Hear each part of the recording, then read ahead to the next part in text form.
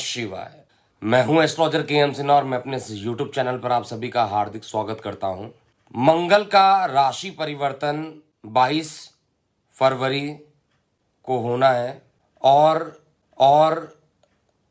22 फरवरी के बाद क्या चीज़ें होने वाली हैं इसको आपको बहुत आराम से समझने वाला है, क्योंकि मंगल का जो राशि परिवर्तन है ये सामान्य राशि परिवर्तन नहीं है, बिल्कुल भी नोट कर लीजिएगा। ये मंगल का राहु के साथ प्रबल अंगारक दोष होने वाला है।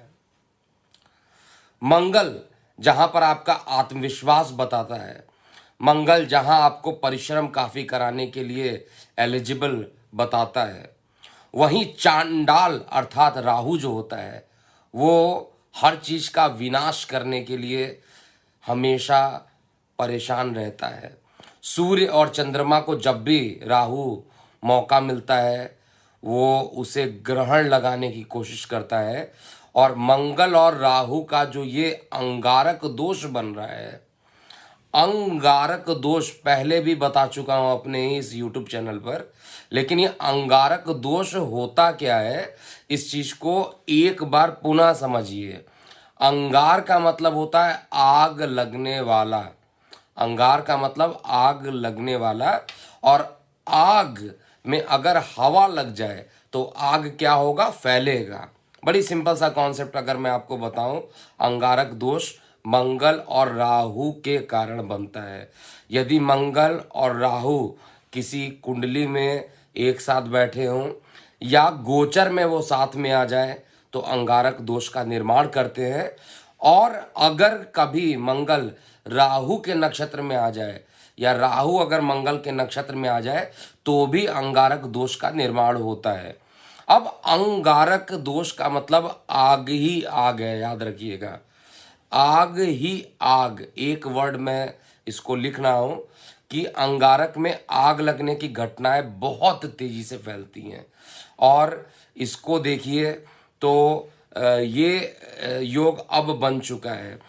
अगर देखा जाए मंगल जो होता है वो अग्नि का कारक होता है, अग्नि का प्रतिनिधित्व करते हैं। सूर्य, मंगल और केतु ये सभी अग्नि का प्रतिनिधित्व करते हैं, और साथ में कि ये मंगल जो होता है वो पित्त का कारक होता है, गुस्से का कारक होता है, और कुंडली में इसको संज्ञा दी गई है सेनापति की। और चांडाल का मतलब होता है राहु। तो जब मंगल और राहु एक साथ हो जाए, राहु को याद रखिएगा वायु तत्व होता है, राहु क्या होता है, वायु तत्व होता है, हवा होता है, और शनि का गुप्तचर माना जाता है।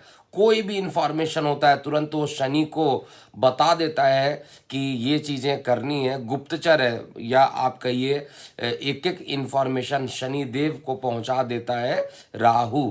और मंगल के साथ जब राहु एक साथ कलेक्ट होते हैं तो उस समय आग लगने की घटनाएं बढ़ती हैं। लॉजिकली देखिए तो मंगल आग है और राहु हवा है, तो आग और हवा मिलेगा तो ऑब्वियस सी बात है ये फैलेगा, और यहाँ पर ब्लास्ट भी कई जगह आप सुनिएगा। और मंगल जो डायरेक्शन प्रतिनिधित्व करता है, मेदिनी एस्ट्रोलॉजी के हिसाब से देखा जाए, वैदिक एस्ट्रोलॉजी के हिसाब से देखा जाए, तो मंगल का जो डायरेक्शन होता है वो साउथ डायरेक्शन होता है, और साथ में जो राहु का जो डायरेक्शन होता है वो आपका वेस्ट और साउथ और वेस्ट के बीच में पड़ता है।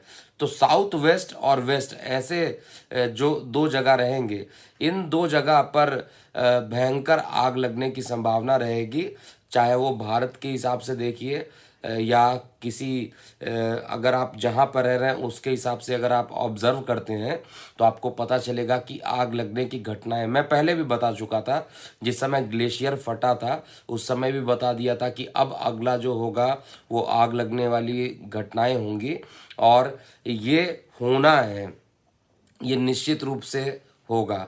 और ये जब होगा इसके साथ शुक्र का अस्त होना, ये एक बड़ी इंपॉर्टेंट बात है। शुक्र भी अस्त रहेंगे, यानी जो जिससे हम लोग लग्जीरियस लाइफ देखते हैं, एक तो वो अस्त रहेंगे और दूसरा आग लगने की घटनाएं होंगी। तो अभी जो कोविड के जो केसेस कम हुए हैं उनके एक बार पुनः थोड़े टाइम के लिए, देखिए कोई बीमारी ऐसा नहीं होता है जो लगातार तुरंत ही खत्म हो जाता है। वैक्सीन आई, कोविड पर कहा गया था वैक्सीन आएगी, तो वैक्सीन आया, वैक्सीन अब लग भी रहा है सभी लोगों को, इसका प्रभाव भी आपको देखने में कुछ दिनों में पता चल जाएगा।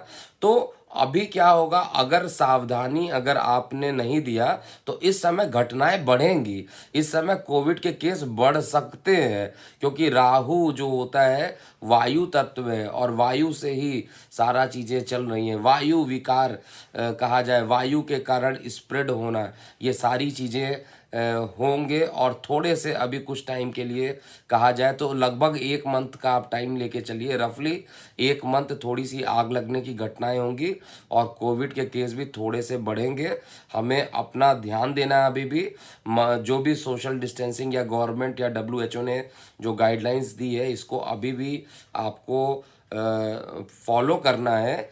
और साथ में ये जो कोविड के केसेस होंगे ये इतना भी ज़्यादा नहीं बढ़ेगा जिससे लॉकडाउन की स्थिति उत्पन्न हो जाए। कुछ जगह पर गवर्नमेंट अपना एक्शन, राज्य सरकार अपना एक्शन ले सकती है, लेकिन पूरे तरीके से पूरा जैसे पहले लॉकडाउन लगा था उस तरीके से लॉकडाउन लग जाए ऐसा नहीं होगा। तो ये था अंगारक दोष, और अंगारक दोष का शेयर मार्केट पे भी बहुत बुरा प्रभाव पड़ने वाला है। अब इसका मतलब ये नहीं है, मैंने बोला बुरा प्रभाव पड़ेगा आप सेल करना स्टार्ट कर दीजिए। सेल करने के लिए मैं टाइम बताऊंगा, बार बार बोल रहा हूँ, जब तक मैं सेल नहीं बोलूँगा अभी सेल नहीं करना है। कुछ टाइम के लिए देखिए मार्केट फ्लक्चुएट तो करता ही है, कुछ टाइम के लिए थोड़ा सा नीचे आएगा, ये अभी लाइफ टाइम हाई पे चल रहा है तो थोड़ा सा ये नीचे आएगा।